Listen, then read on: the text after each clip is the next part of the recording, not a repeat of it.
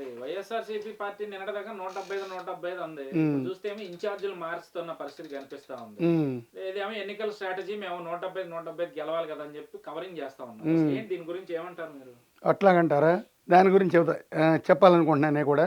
రాత్రి పేరునని ఎవరు బందరు ఆయన కూడా తెల్లంపల్లి రవి గారు, టీవీ 9 ఆయన ఎవరు మెయిన్ ఎడియాడ్ విలేకర్ గారు ఎవరితో చెప్తున్నాడు.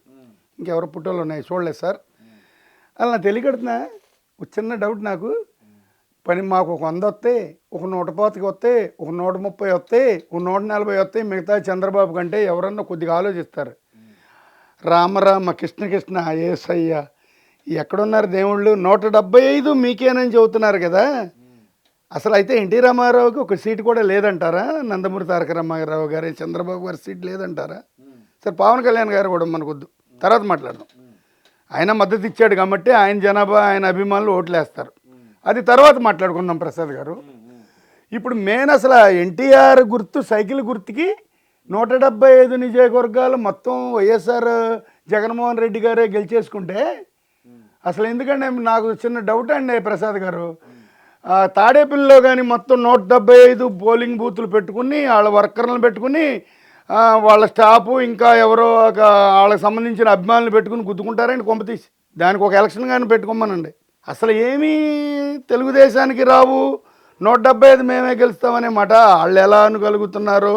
ఇప్పుడు పేర్నాని గారు కానీ ఇంకోళ్ళు వాళ్ళు ఎలా అనగలుగుతున్నారు? ప్రజలు అసలు ఏమన్నా అంత మరీ అమాయకులండి? నాకు చిన్న డౌట్ అది ఒకటి. 175 వస్తాయా లేదా పక్కన పెడితే ఇప్పుడు ఇంచే మొత్తం అందరూ మార్చేస్తున్నారు కదా సిట్టింగ్లు, దాని గురించి ఏమంటారు? అసలు మార్తల్లా వాళ్ళు వెళ్ళిపోతారని సైకిల్ చేస్తుంటే వీళ్ళే ముందుగానే మేలుకుని వద్దులే బాబు వెళ్ళిపోమంటున్నారు.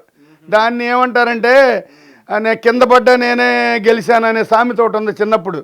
అలాగే ఈ వెళ్ళిపోయే వాళ్ళనే మేమే తీసేసాము మార్చామంటున్నారు. అదే మాటకు వస్తే రాత్రి పేరునాని గారు కూడా, ఎవరు బందరాయన పేరుని కృష్ణ గారు అబ్బాయి, ఆయన కూడా మాట్లాడాడు, తప్పులేదు. మరి వాళ్ళ అబ్బాయికి ఎక్కడిస్తారు? ఆయనకి తికాణం లేదు, వాళ్ళ అబ్బాయికి తికాణం లేదు.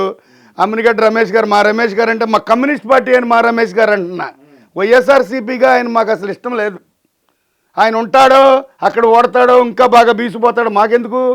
మా కమ్యూనిస్ట్ పార్టీలో బుచ్చుకోటే అనుచరుడిగా చేశాడు కాబట్టి చిన్నప్పుడు ఆయనకు మంచి నేమ్ ఉంది కాబట్టి ఆయన సిగ్గేసి రోసం వస్తే రిజైన్ చేసేస్తాడని ఆశతో చెబుతున్నా.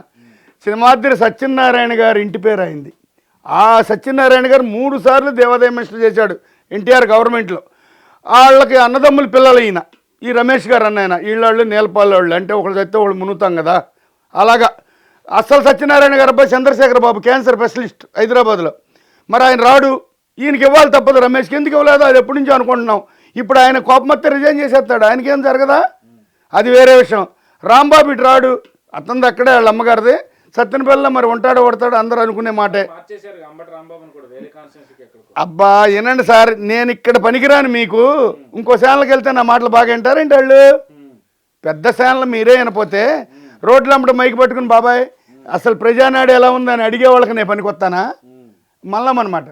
ఈ నీ సీటు నువ్వు గెలవలేనప్పుడు ఇంకోసారి ఇస్తే అక్కడ జనం పిచ్చోళ్ళేండి, ఊరికి కళ్ళు మూసుకుని కానీ గుర్తారండి ఓట్లు.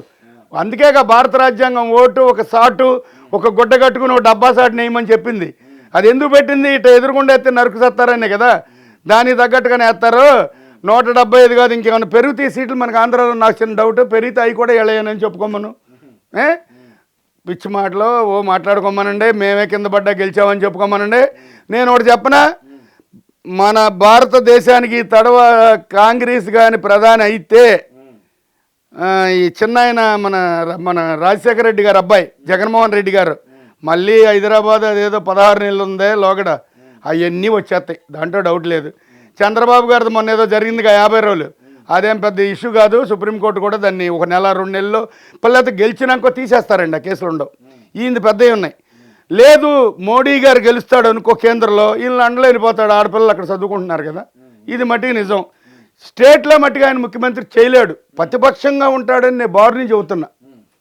ప్రతిపక్షమే, అంతవరకే లెక్కేసుకోమను. పవన్ కళ్యాణ్కి ఎన్ని వచ్చినా రాకపోయినా పక్కాగా ఎన్టీఆర్ గారికి మార్కు పడిపోయింది అక్కడ. దత్తుడైనో బొత్తుడైనో ఏదో చెప్పేస్తున్నారు. అలా సినిమాలు చేసుకుంటాడు. మాంగారింటికి దారేది మరదల గారింటి దారేదని సినిమాలు చేసుకుంటాడు, మళ్ళీ 100 కోట్లు సంపాదించుకుంటాడు, మళ్ళీ వచ్చే రాజకీయాల్లో రైతులకు తలా 1,00,000 ఇస్తాడు, 2030లో గెలుస్తాడు. అదెందుకండి ఇప్పుడు ఈ పేరు నాని రాంబాబు ఇంకోళ్ళు పేర్లన్నీ గుర్తు ఉండి సత్తల్లా వీళ్ళందరూ ఎన్ని చెప్పినా సరే వాళ్ళు ఊరికే మన షో చేస్తానికి టీవీల్లో జనం చూస్తారు, నైట్ మాట్లాడదామని అనుకుంటున్నారు, అంటారు, వింటాం మనం. ఇది ఒకటి నేను అనుకుంటున్నాను మనసులో. వీళ్ళు ఇష్టం వచ్చినట్టు 175 అంటే అది కనీసం రామారావు అభిమానులు కూడా ఓటేరేనా? ఇప్పుడు అలాగూ ఆలోచిద్దాం. మా కాపులకి ఏదో చేశానంటున్నాడు జగన్మోహన్ రెడ్డి గారు. ఆయన అన్నాడో లేదో కిందోళ్ళు అంటున్నారు, నేను బాగా అంటున్నా. ఏం చేశాడు? వంగవీటి మోహన్ రంగా జిల్లా ఎక్కడ పెట్టాడు? పెట్టలేదే. పెట్టాడా? ఎన్టీఆర్ గారిదేమో జిల్లా పేరు ఇచ్చాడు, తాడిచ్చి గేదెనెత్తుకుపోయాడు, యూనివర్సిటీ పేరు తీపిచ్చేశాడు. అది ధర్మమేనా? అది మనలో అనమాట. ఇప్పుడు నిన్నేదో ఒక సినీ షూటింగ్కి జూనియర్ ఎన్టీఆర్ కూడా మళ్ళీ ఎంటర్ అయ్యాడు, వాళ్ళ ఫ్యామిలీని కలేసుకొస్తున్నాడు. ఇలా పెరిగే బలమే కానీ ఇది తరిగే బలం కాదు. ప్రసాద్ గారు వీళ్ళు ఎన్ని మాట్లాడుకున్న పిచ్చి మాటలు. ఆ తర్వాత ఏంటంటే ఇప్పుడు ఎన్టీ రామారావు గారు గుర్తు మీరు కంప్లీట్ చంపేశారా? లేదు. ఏదో ఒకప్పుడు ఇంద్రమ్మ 84లో కాంగ్రెస్ తిరుగులేదంది ఎక్కడో మీటింగ్లో. ఈ లోపు పెద్ద వాళ్ళు ఏం చేశారు? రాజకీయంగా ఎన్టీఆర్ గారిని తీసుకొచ్చి నుంచోబెట్టారు. వాళ్ళకి ఒక సీటు కూడా లేకుండా 2 టైంలు గెలుచుకున్నాడు, 3వ టైం గెలుచుకున్నాడు. ఇక 3వ టైంలో చనిపోయాడు అనుకోండి, అది మనం వేరేగా మాట్లాడదు. మహానుభావుడు. ఇప్పుడు నాకేం చంద్రబాబు గారు బావగారేం కాదు, భువనేశ్వరం మక్కాయి కాదు, ఏదో ఎన్టీఆర్ గారు గురువు గారు, పార్టీ అభిమానం. ఏదో బాబాయ్ అంటే మీ బావ మీ అక్కయ్య అని నన్ను నవ్విస్తున్నారు అనుకోమను. నాకు పోయింది లేదు, ఉన్నది లేదు.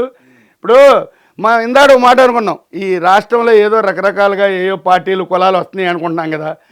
వాళ్ళు ఎంచేపు నీట్గా ఉండండి, శుభ్రంగా బతకండి అయ్యా, మేము కూడా బతుకుతున్నాం అనే మైండే కానీ రామారావు వర్గీయులు ఆ సామాజిక వర్గం ఎవరో వేరే వాళ్ళ కులాలు ఎత్తి మాట్లాడింది లేదు, ఆ ఫీలింగ్తో ఒకళ్ళు కొట్టింది లేదు, ఒక పొట్ట మీద కొట్టింది లేదు.